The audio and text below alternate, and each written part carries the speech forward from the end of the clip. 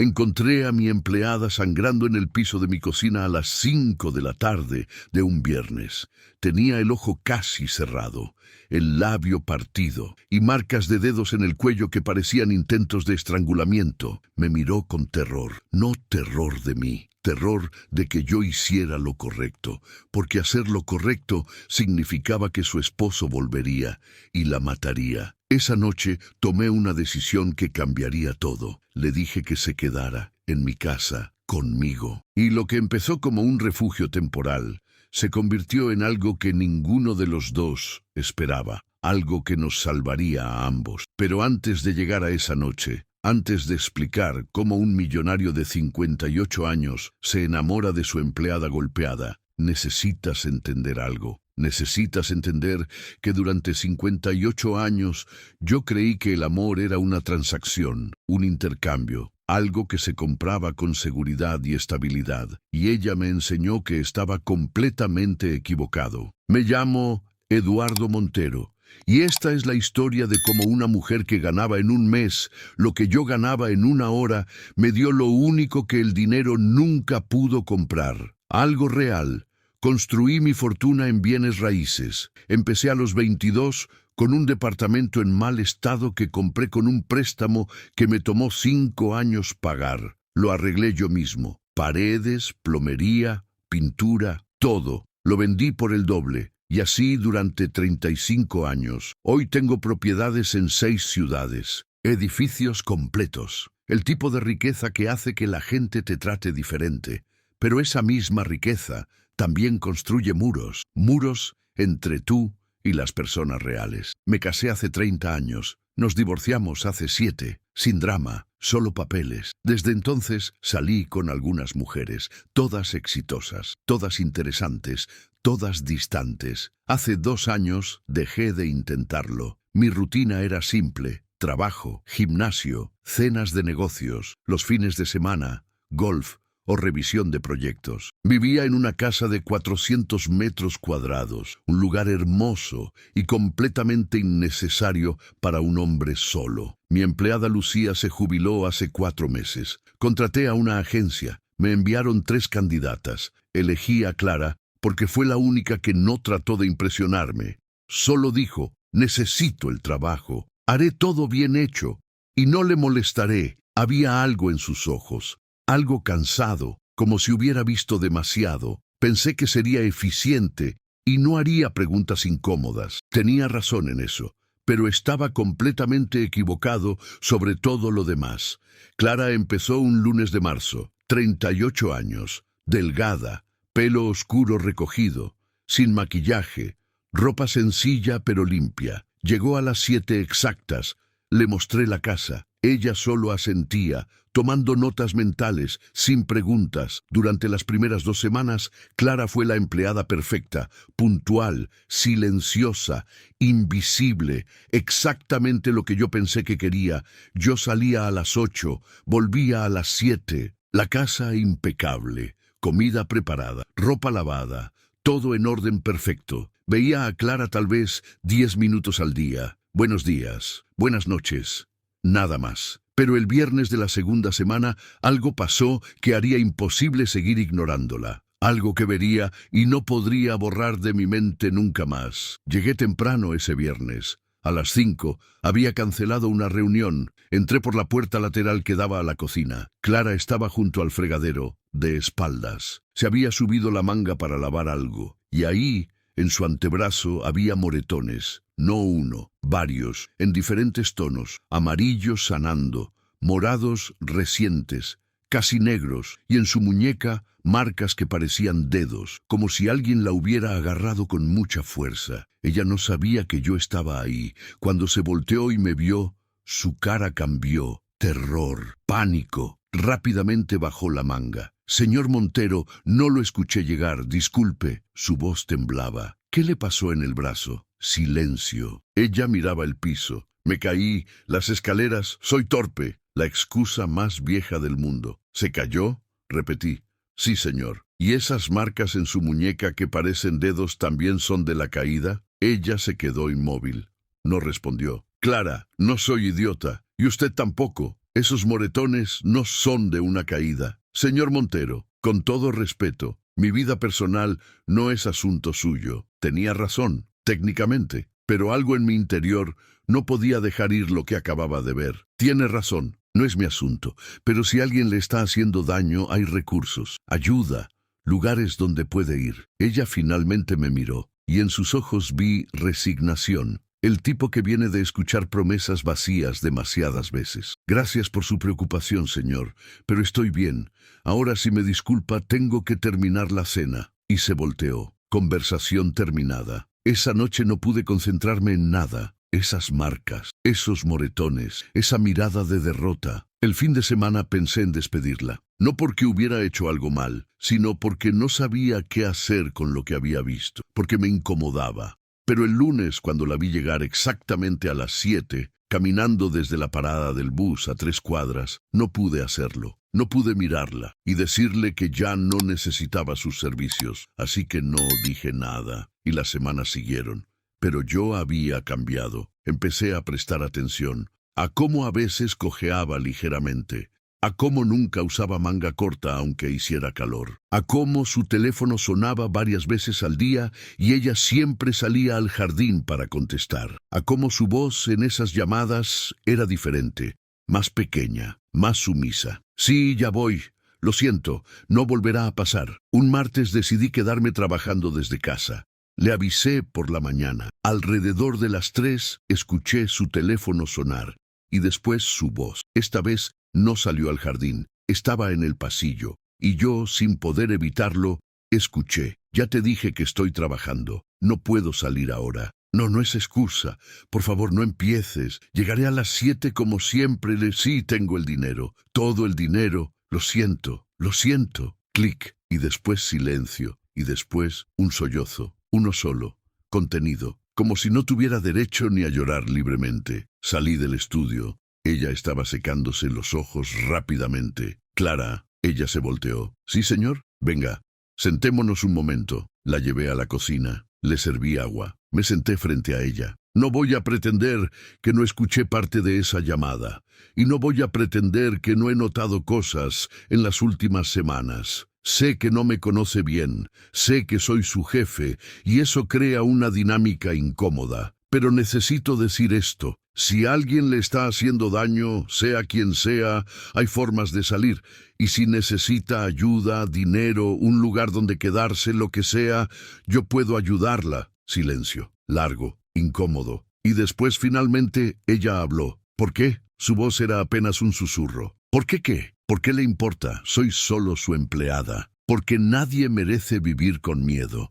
Y porque tal vez yo pueda hacer algo. Ella levantó la mirada. Y por primera vez me miró realmente. No como empleada a jefe, sino como humano a humano. Mi esposo, dijo finalmente, se llama Marcos. Llevamos casados 12 años y durante 9 de esos 12 me ha golpeado. El aire salió de mis pulmones. Escucharlo confirmado era diferente a sospecharlo. ¿Por qué no lo ha dejado? La pregunta salió antes de filtrarla y vi cómo su expresión cambiaba. A vergüenza. Porque lo he intentado 3 veces y las 3 veces me encontró y las 3 veces fue peor. Porque no tengo familia. Mis padres murieron hace años.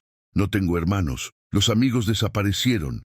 Marcos se encargó de aislarme, porque cada vez que ahorro dinero, él lo encuentra. Porque me tiene en su seguro de vida y dice que si lo dejo, me encontrará y me matará antes de dejar que otro hombre me tenga. Las lágrimas caían sin sonido. Y porque tengo vergüenza. Vergüenza de ser la mujer inteligente que se quedó. La que sabe que está mal pero no tiene fuerza para irse. Vergüenza de ser un cliché, de ser exactamente lo que todos piensan cuando ven casos así en las noticias y dicen, ¿por qué no simplemente se va? Sentir rabia, impotencia, culpa por haber pensado exactamente eso. No tiene que tener vergüenza, nada de esto es su culpa, ¿no? Ella me miró con intensidad. ¿No es mi culpa haberme quedado después de la primera vez? ¿Después de la segunda? ¿Después de la 10ª? ¿En qué momento se vuelve mi responsabilidad? Nunca, dije con firmeza. Nunca es su culpa que alguien decida lastimar a otra persona. Nunca. Ella cerró los ojos. Durante un momento largo, ninguno habló. «Gracias por escuchar», dijo. «Pero por favor, no haga nada. Si él sospecha que alguien sabe, si piensa que estoy hablando de él». «Entiendo», dije, aunque cada célula de mi cuerpo quería hacer lo contrario. Esa noche no pude dormir. Me quedé despierto pensando en Clara, en su situación. A las 3 de la mañana tomé una decisión. Investigaría discretamente sobre recursos para víctimas, sobre refugios, sobre opciones legales, sobre cómo ayudar sin empeorar las cosas. ¿Se cayó?, repetí, mirando esos moretones que claramente eran dedos. Ella no respondió, y en ese silencio entendí algo aterrador, que había un hombre ahí afuera, un hombre que hacía esto, y que ella volvería con él esa misma noche. Lo que yo no sabía es que ese hombre pronto haría algo que me obligaría a actuar, algo que pasaría solo 3 semanas después. Las semanas siguieron, pero algo había cambiado entre nosotros. Clara seguía siendo profesional, pero ahora, a veces, hablábamos. Conversaciones pequeñas, sobre el clima, sobre noticias, sobre nada importante, pero había una conexión. Y yo, sin darme cuenta, empecé a esperar esos momentos. Esos 5 minutos en la mañana tomando café, esos 10 minutos en la tarde cuando llegaba. Empecé a notar cosas, cómo su sonrisa iluminaba su cara, cómo sus ojos eran café con motas doradas, cómo había una inteligencia que nunca había tenido oportunidad de desarrollarse. Esa noche, después de escuchar esa llamada telefónica, decidí hacer algo que técnicamente estaba mal, pero que sentí que tenía que hacer. Contraté un investigador privado para averiguar quién era Marcos, qué hacía, dónde trabajaba, si tenía antecedentes, y lo que descubrí 2 semanas después me helaría la sangre. Pero antes de que ese informe llegara, antes de descubrir la verdad completa sobre quién era realmente Marcos, pasó algo que lo cambiaría todo. Un viernes llegué y encontré la casa en penumbra. Raro. Clara siempre dejaba luces encendidas. «¿Clara?», la llamé. Silencio. Revisé la cocina. Vacía. El comedor. Vacío. Empecé a preocuparme. Entonces escuché algo. Un sonido suave. Del cuarto de servicio. Me acerqué. Toqué la puerta. «¿Clara? ¿Está ahí?» «Sí, señor. Ya salgo». Pero su voz sonaba rara, forzada. «¿Está bien?» «Sí, solo necesito un minuto». «Clara, voy a entrar». «No, por favor». Pero ya había abierto la puerta. Ella estaba sentada en el piso, la espalda contra la pared, la cara entre las manos. Y cuando levantó la mirada, vi lo que había estado tratando de esconder. Un ojo morado, hinchado, casi cerrado, un labio partido, sangre seca en la comisura, y en su mejilla, marcas rojas que estaban empezando a oscurecerse. «Dios mío», susurré. Me arrodillé frente a ella. «¿Cuándo pasó esto?» «Esta mañana. Antes de venir, discutimos por dinero. Él quería todo mi salario. Le dije que necesitaba algo para el bus, para comer, y él no terminó la frase. No necesitaba hacerlo. Eso es. Se acabó. Voy a llamar a la policía». «No», dijo inmediatamente agarrando mi brazo. «Por favor, no. Lo arrestarán. Saldrá en unas horas, y cuando vuelva será peor. Mucho peor, por favor. No puede seguir así. Lo sé, pero todavía no. Todavía no estoy lista». «¿Lista para qué?» «Para que la mate». Las palabras salieron más duras de lo que pretendía. Ella se encogió. «Lo siento», dije rápidamente. No quise decirlo así. «Pero Clara, esto va a escalar. Ya está escalando. Tiene que salir de ahí. Ahora». «¿Y a dónde voy?» Su voz estaba cargada de desesperación. «No tengo dinero ahorrado. No tengo familia. Los refugios están llenos o tienen listas de espera. Y Marcos me buscaría. Me encontraría. Siempre lo hace». «Entonces, se queda aquí», dije. Las palabras salieron antes de que mi cerebro las procesara. «¿Qué? Se queda aquí, en esta casa. Hay 5 habitaciones. Puede tomar una. Cerramos con llave. Instalo mejor seguridad si es necesario. Y usted no vuelve a ese lugar nunca más». «Señor Montero, no puedo». «Sí puede, y va a hacerlo, porque yo no voy a permitir que vuelva a una casa donde alguien la golpea». «¿Pero qué va a pensar la gente?» «Usted, un hombre solo, yo, viviendo aquí. No me importa lo que piense la gente. Me importa que esté a salvo». Ella me miró durante una eternidad, buscando algo en mis ojos. Y tal vez lo encontró. porque finalmente asintió. Está bien, pero solo hasta que encuentre algo más. No quiero ser una carga. No es una carga, es una persona que necesita ayuda y yo puedo darla. Así que déjeme hacerlo. Esa noche, Clara se mudó a una de las habitaciones de invitados. Trajo una maleta pequeña con ropa. Eso era todo lo que tenía, o todo lo que se atrevió a sacar mientras Marcos trabajaba. Le di privacidad, le mostré su cuarto, el baño. Le dije que todo en la cocina estaba a su disposición, y después me fui a mi cuarto, y me senté en mi cama, y me pregunté qué acababa de hacer. Pero cuando cerré los ojos, todo lo que podía ver era su cara golpeada, y supe que había hecho lo correcto, la única cosa correcta. Los primeros días fueron extraños. Clara seguía trabajando durante el día como si nada hubiera cambiado, pero por las noches cenábamos juntos, no porque yo lo pidiera, sino porque ella cocinaba y parecía natural compartir la comida. Al principio, las cenas eran silenciosas, incómodas, pero gradualmente empezamos a hablar. El informe del investigador llegó un martes. Lo leí en mi oficina, y con cada página mi estómago se hundía más. Marcos no era solo violento, era peligroso. Había sido arrestado 2 veces por agresión, había estado en la cárcel 6 meses, y había otra cosa, algo que cambiaría todo, algo sobre su exnovia anterior. La había conocido 5 años antes de Clara. La relación duró 2 años, y cuando ella trató de dejarlo, él la empujó por las escaleras. La mujer sobrevivió pero quedó en silla de ruedas, parapléjica. Marcos hizo 6 meses de cárcel por eso. Salió, y 6 meses después conoció a Clara, y Clara no sabía nada. Él nunca le dijo, nunca le contó que había destruido a otra mujer antes de ella. El informe también incluía testimonios de vecinos, de compañeros de trabajo. Marcos tiene mal genio. Lo he visto gritar a Clara en público. Una vez la vi con un ojo morado.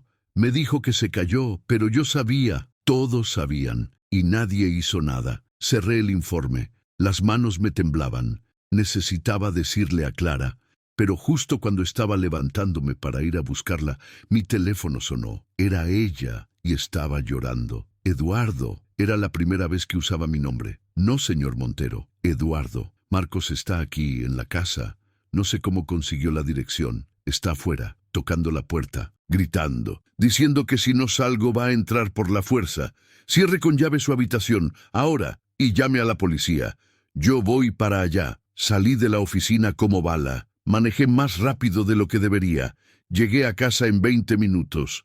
La policía ya estaba ahí. 2 patrullas. Marcos estaba siendo contenido por 2 oficiales. Cuando me vio gritó, «¡Ahí está! ¡El hijo de puta que me robó a mi esposa!». Me acerqué. Ella no es una posesión que se pueda robar. Es una persona con derechos. Y usted no tiene derecho a estar aquí. Uno de los oficiales me miró. ¿Usted es el dueño de la propiedad? Sí. ¿Quiere presentar cargos por allanamiento? Sí. Y quiero una orden de restricción contra este hombre. Marcos se rió. Una risa fría. ¿Orden de restricción? Ella es mi esposa. Tengo derecho a verla. No cuando hay evidencia de violencia doméstica, dijo el oficial, mirando un reporte en su radio. Parece que hay registros médicos, fotos, y ahora allanamiento. Señor Fuentes, viene con nosotros. Lo arrestaron. Mientras se lo llevaban me miró con odio puro. Esto no termina aquí, Montero. Apenas empieza. Los oficiales se lo llevaron. Entré a la casa. Clara estaba en las escaleras, temblando. Corrí hacia ella. La abracé. Ya se fue. Está arrestado. Pero saldrá. Siempre sale. Y volverá. No esta vez. Esta vez vamos a hacer las cosas bien. Abogados, órdenes, protección real. Esa noche, después de que Clara se durmió, me senté en la sala con una copa de whisky y tomé otra decisión. Haría todo lo que estuviera en mi poder para protegerla. Todo. Clara se mudó esa noche permanentemente, con su maleta pequeña, y pensé que eso era todo, que Marcos la dejaría ir, que podríamos tener paz. Pero lo que no sabía es que Marcos no era el tipo de hombre que dejaba ir a nada. y que su siguiente movimiento sería algo que ninguno de los dos vería venir, algo que pasaría exactamente 3 semanas después. Durante esas 3 semanas contraté al mejor abogado de familia que pude encontrar. Iniciamos proceso de divorcio para Clara, pedimos orden de restricción permanente. Documentamos todo, las fotos de los moretones, los registros médicos que Clara había guardado durante años, los mensajes amenazantes. Construimos un caso sólido, pero Marcos también se movió. Contrató un abogado barato pero astuto. Empezó a sembrar historias. Que Clara lo había abandonado por un hombre rico, que él era la víctima, que ella era la manipuladora, el clásico juego de invertir víctima y victimario. Las semanas pasaron y algo extraño empezó a pasar. Yo empecé a llegar a casa más temprano, no porque tuviera menos trabajo, sino porque quería estar ahí, quería esas cenas, esas conversaciones, quería saber cómo había sido su día. Clara también estaba cambiando, los moretones sanaban, la tensión disminuía y empezaba a ver destellos de la mujer que había sido antes de Marcos. Una mujer divertida, inteligente, con opiniones fuertes. Una noche estábamos viendo las noticias, un reportaje sobre política local. «Ese hombre es un idiota», dijo Clara repentinamente. Me sorprendió. Era la primera vez que hacía un comentario así, sin miedo, sin pedir permiso. «¿Por qué?», pregunté sonriendo. «Porque está prometiendo cosas imposibles, como si la gente fuera estúpida». Pues entonces lanzó un análisis de 10 minutos sobre economía municipal que me dejó impresionado. «¿Cómo sabe todo eso?». «Estudié 2 años de economía, antes de tener que dejar la universidad por falta de dinero. Siempre me gustó». «¿Por qué dejó?». «Mis padres no tenían mucho. Yo trabajaba para pagar la colegiatura. Pero después del accidente, las deudas médicas, los gastos del funeral, no pude seguir». «¿Pensó en volver?». «A veces, pero después conocí a Marcos, y él pensaba que la universidad era pérdida de tiempo». El desperdicio de potencial me dolió físicamente. Un viernes por la noche, yo había tomado 2 copas de vino durante la cena, más de lo usual. Clara había cocinado lasaña, mi favorita, aunque no recordaba habérselo mencionado. «¿Cómo supo?», pregunté. Ella sonrió, tímida. «Lo mencionó una vez, hace semanas. Prestó atención». Claramente. Hubo un silencio, cómodo. Y entonces, sin pensar, dije, «Me gusta tenerla aquí». Ella levantó la mirada, sorprendida. «Sí, sí, esta casa siempre fue demasiado grande, demasiado vacía.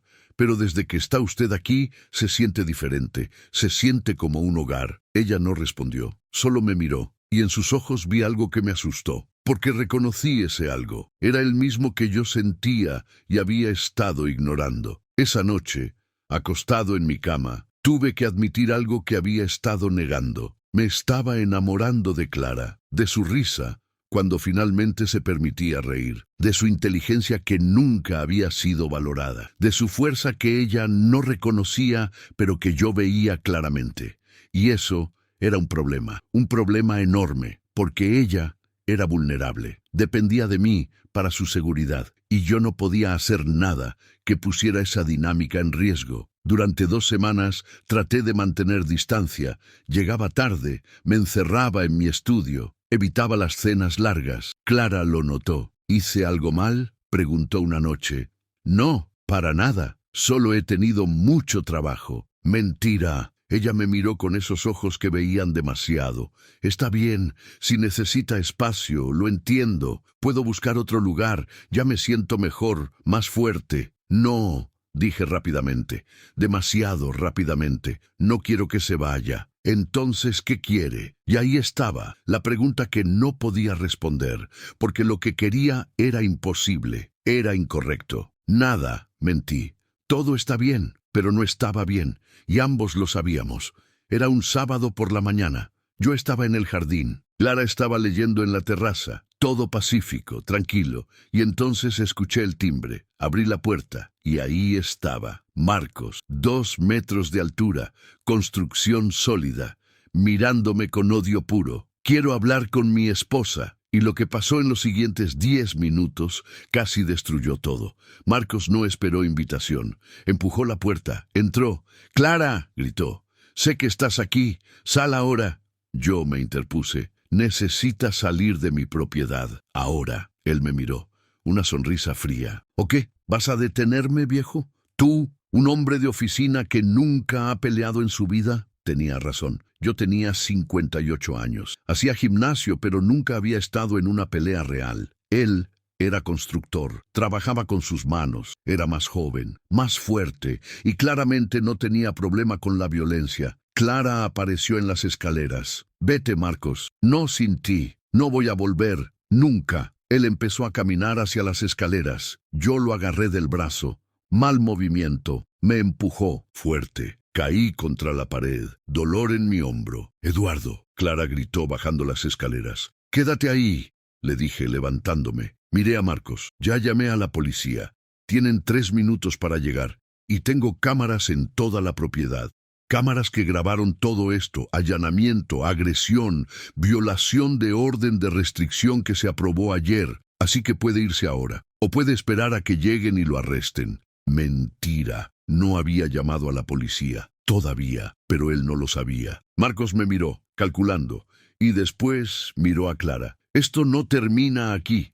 Esto apenas empieza. Y se fue, azotando la puerta. Clara corrió hacia mí. ¿Estás bien? Revisó mi hombro. Su toque era suave, preocupado. Y en ese momento, mientras ella me tocaba con esa ternura, supe algo con certeza absoluta, que haría lo que fuera para protegerla. Lo que fuera. Pero lo que no sabíamos es que Marcos había plantado algo antes de irse. Algo que descubriríamos 2 días después. Algo que nos pondría en verdadero peligro. 2 días después de la confrontación, un detective tocó mi puerta. ¿Señor Montero? Sí, soy el detective Ramírez. Necesito hablar con usted sobre Marcos Fuentes. Mi estómago cayó. ¿Qué pasó? Presentó cargos contra usted por secuestro. Dice que está reteniendo a su esposa contra su voluntad, que la manipuló usando su dinero, que ella tiene miedo de dejarlo pero no puede porque usted controla todo su dinero, su trabajo,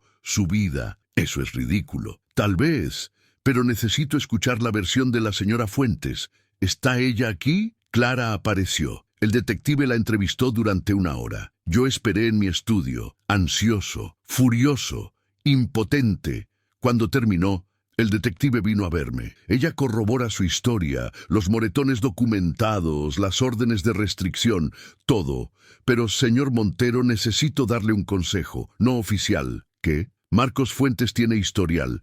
2 exnovias. Una tiene orden de restricción permanente. La otra pausó. La otra está en silla de ruedas. La empujó por las escaleras cuando intentó dejarlo. Casi la mata. Hizo 6 meses de cárcel. Salió hace 2 años. Conoció a Clara 6 meses después. El aire salió de mis pulmones. ¿Clara sabe esto? No sé, pero necesita saberlo. Porque hombres como Marcos no se rinden, escalan, y cuando sienten que perdieron el control completamente, no terminó la frase. No necesitaba hacerlo. Esa noche le conté todo a Clara. Ella se puso pálida. Él nunca me dijo nada de otra mujer, porque quería que pensaras que eras el problema, que tú lo sacabas de sus cabales, que tú causabas su violencia.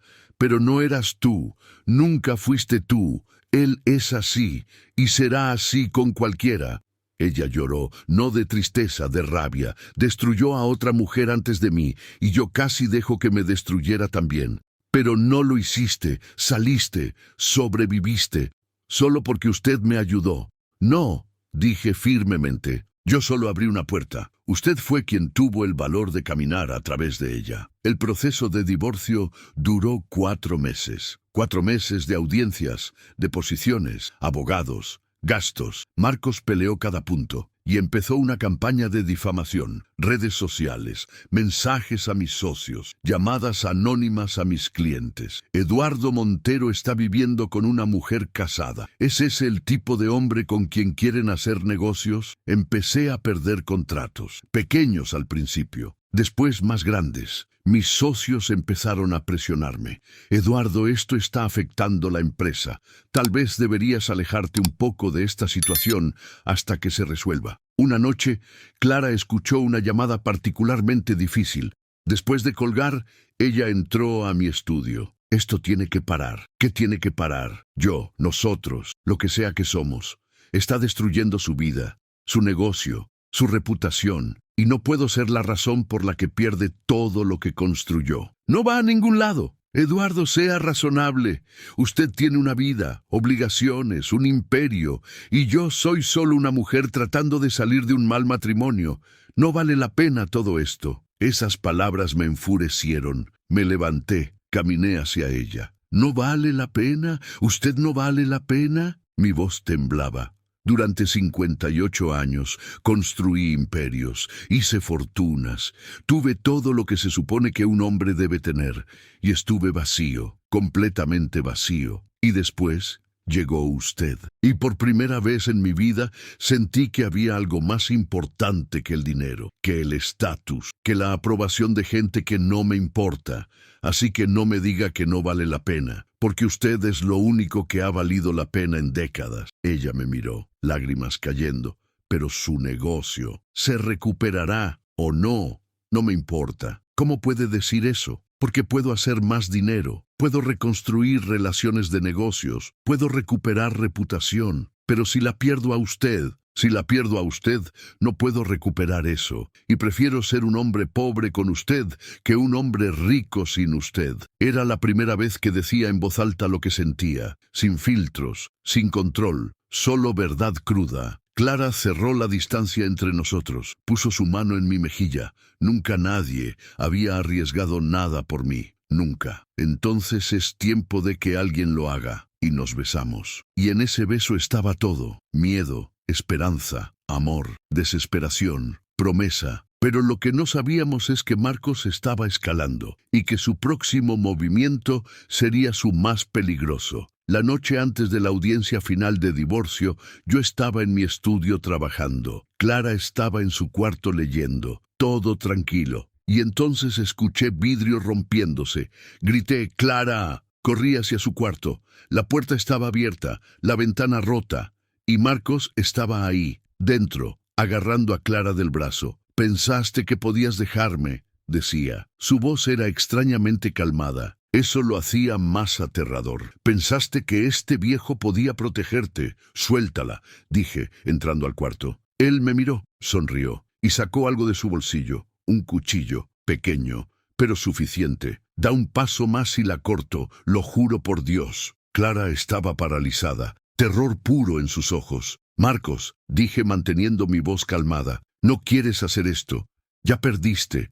El divorcio se aprueba mañana. Agregar esto solo te manda a prisión por años. No me importa. Si no puedo tenerla, nadie puede». Y ahí estaba, la lógica distorsionada del abusador. «Si no es mía, no será de nadie. Ella nunca fue tuya», dije. «Las personas no son posesiones. ¿Y qué eres tú? ¿Su héroe? ¿Su salvador?» Él se rió. «Eres patético.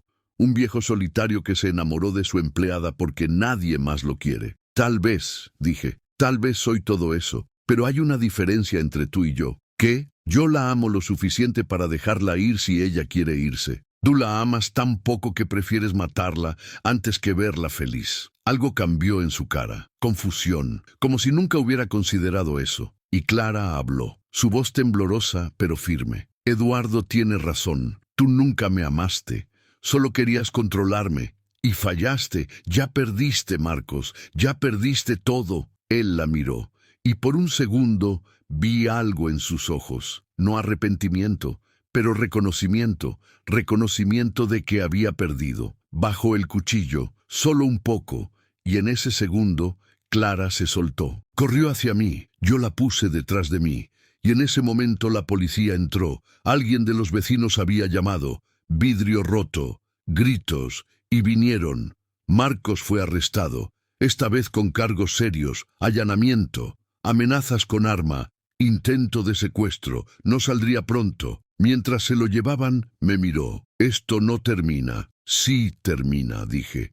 «Hoy, aquí, se acabó». Los siguientes meses fueron una batalla, legal, emocional, social. El divorcio de Clara fue feo. Marcos peleó cada punto desde la cárcel. Difundió rumores. Trató de arrastrar mi nombre. Algunos de mis socios empezaron a tratarme diferente. Susurros en reuniones. miradas de juicio. Montero tiene una aventura con su empleada, como si Clara fuera menos que ellos, como si nuestro amor fuera menos legítimo por cómo nos conocimos. Pero Clara enfrentó cada audiencia, cada deposición, cada intento de Marcos de quebrarla. Y no se quebró, se fortaleció. Encontró abogados pro bono que tomaron su caso. Encontró un terapeuta que la ayudó a procesar años de trauma. Encontró su voz. ¿Y qué voz? En el juicio final, cuando el juez le preguntó si quería decir algo, Clara se levantó. Viví 12 años con miedo, miedo de decir lo que pensaba, de hacer lo que quería, de ser quien era, y creí que era normal, que así eran los matrimonios, pero no lo son. El amor no debería doler, no debería asustar, no debería hacer que te sientas pequeña. Y ahora finalmente entiendo eso. Finalmente entiendo que merezco a alguien que me vea como igual, que me respete, que celebre quien soy en lugar de tratar de aplastarme. Y aunque este proceso ha sido duro, también me liberó. No solo de Marcos, sino de la versión de mí misma que creí ser, la versión débil, inútil, sin valor. Esa versión no existe, nunca existió, solo estaba enterrada, y ahora finalmente puedo respirar. El divorcio fue concedido. Marcos fue obligado a asistir a programas para abusadores. La orden de restricción fue extendida por 10 años, y Clara, finalmente, era libre. Esa noche, cenamos en casa, como habíamos hecho cientos de veces, pero esta vez era diferente. No había miedo, no había secretos, solo nosotros dos. ¿Qué va a hacer ahora?, le pregunté. Ahora que es libre, ahora que puede hacer cualquier cosa. Ella sonrió. Creo que voy a volver a la universidad, terminar esa carrera en economía, tal vez conseguir un trabajo real. Siempre puede quedarse aquí, dije. Esta es su casa también. ¿Lo es? Si quiere que lo sea. Creo que sí quiero, dijo, pero no como empleada, no como alguien que vive de su caridad. Entonces, ¿cómo? Como su pareja, como su igual, como alguien que aporta tanto como recibe. Siempre fue mi igual, dije. El hecho de que yo tenga más dinero no cambia eso. Usted tiene cosas que yo nunca tendré, fuerza que yo no puedo imaginar, sabiduría que viene de sobrevivir lo imposible, y amor que es real, no basado en lo que tengo, sino en quién soy. ¿Y quién es usted?, preguntó sonriendo. Un hombre de 58 años que pensó que sabía todo sobre la vida y que descubrió que no sabía nada sobre el amor, hasta que una mujer extraordinaria le enseñó. Durante las siguientes semanas, nuestra relación cambió. Ya no había barreras, ya no había miedo, solo había nosotros. Dos personas que se habían encontrado en las circunstancias más inesperadas y que habían decidido construir algo real juntos. Clara volvió a la universidad, se inscribió en clases nocturnas, trabajaba durante el día en consultorías freelance que yo le ayudé a conseguir. No porque necesitara mi ayuda, sino porque quería usar mis contactos para darle oportunidades que su talento merecía. Y ella brilló. Todo el mundo lo vio, su inteligencia,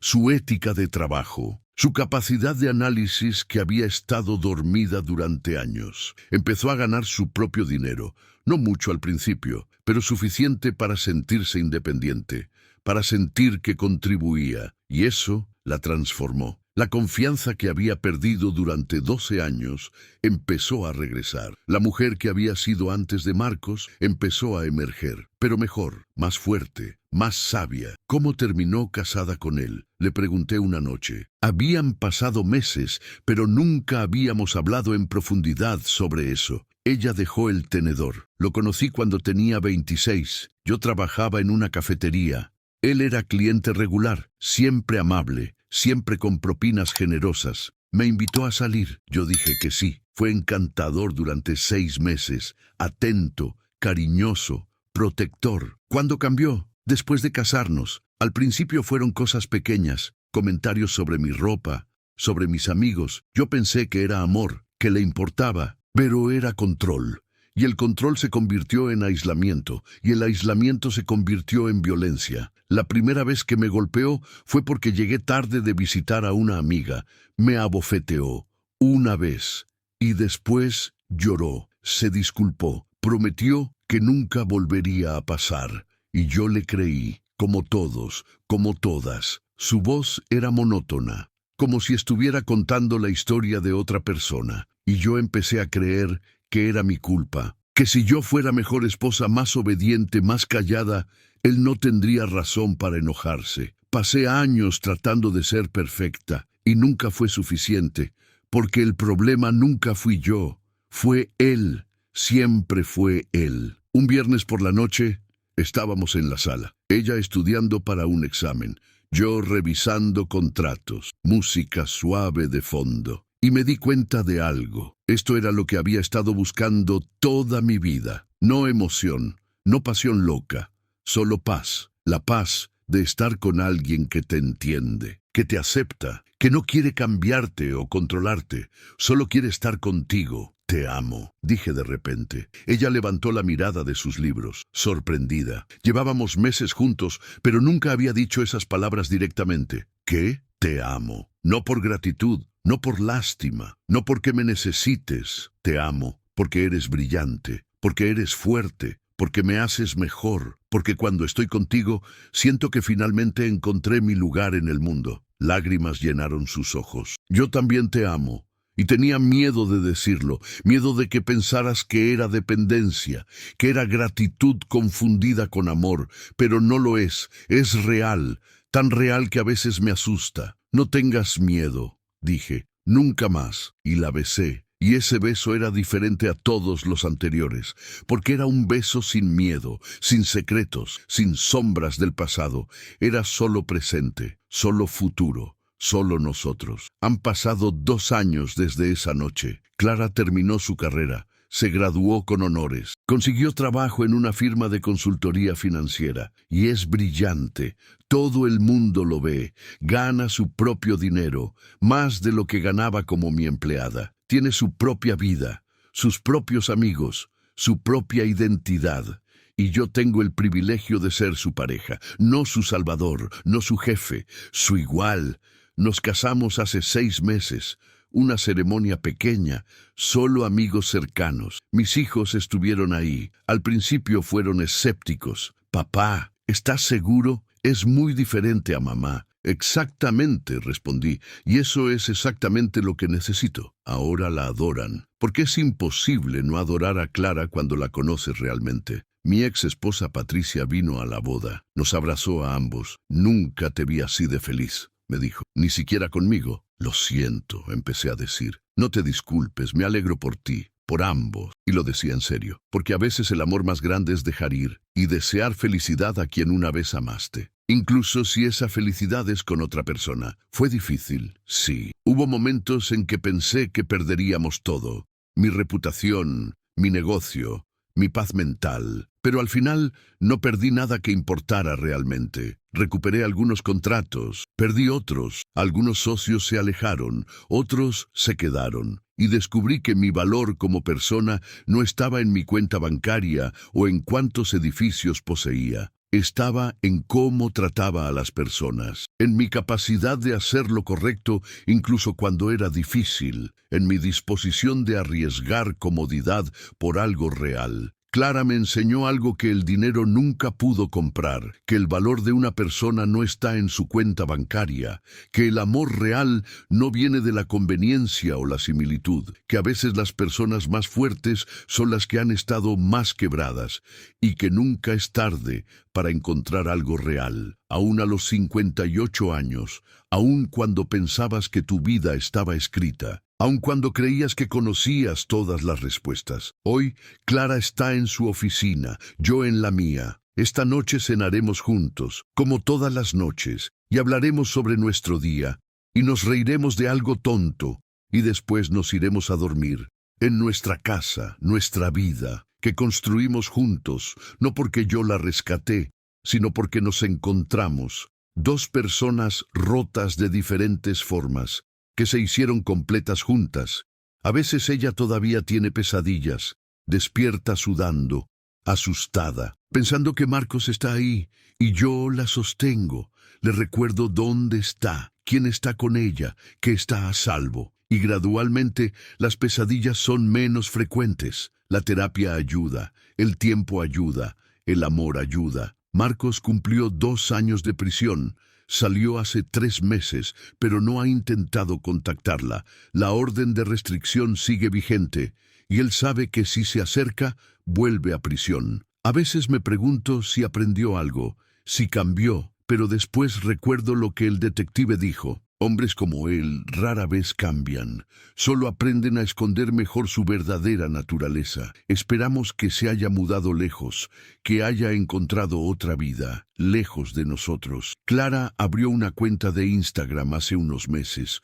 Publica sobre su trabajo, sobre economía, sobre su experiencia como sobreviviente de violencia doméstica, sin vergüenza, sin esconderse, ayudando a otras mujeres, contestando preguntas, compartiendo recursos, y recibe mensajes todos los días de mujeres en situaciones similares, preguntando cómo salir, preguntando si es posible, y ella les dice la verdad, que es difícil, que es aterrador, que requiere valor, pero que es posible, que ella es prueba de eso, y que hay gente dispuesta a ayudar. Un mensaje que recibió hace unas semanas me hizo llorar. Una mujer escribió: «Tu historia me dio esperanza. Llevaba pensando en dejarlo desde hace 2 años, pero tenía miedo, miedo de estar sola, miedo de no poder sobrevivir. Pero si tú pudiste, tal vez yo también pueda. Hoy hablé con un abogado. Hoy empiezo mi proceso. Gracias por compartir tu historia. Gracias por ser valiente». Clara lloró cuando leyó ese mensaje. «Salvé a alguien», susurró. «No», dije. «Ella se salvó a sí misma. Tú solo le mostraste que era posible. ¿Crees que el amor puede nacer en las circunstancias más inesperadas? ¿Que alguien puede reconstruir su vida después del abuso? ¿Que las diferencias de clase importan menos que el respeto real? ¿Que nunca es tarde para encontrar algo verdadero? Déjame tu reflexión y tu país en los comentarios. Si esta historia te hizo creer en segundas oportunidades, si te hizo pensar en alguien que conoces que tal vez necesita ayuda, compártela. Y suscríbete para más historias reales sobre amor, supervivencia y la fuerza que no sabíamos que teníamos. Historias que nos recuerdan que el valor no está en lo que tenemos, sino en lo que estamos dispuestos a dar. Historias que nos enseñan que a veces salvar a alguien significa simplemente abrir una puerta y dejar que ellos den el paso más valiente de sus vidas. Nos vemos en el próximo relato.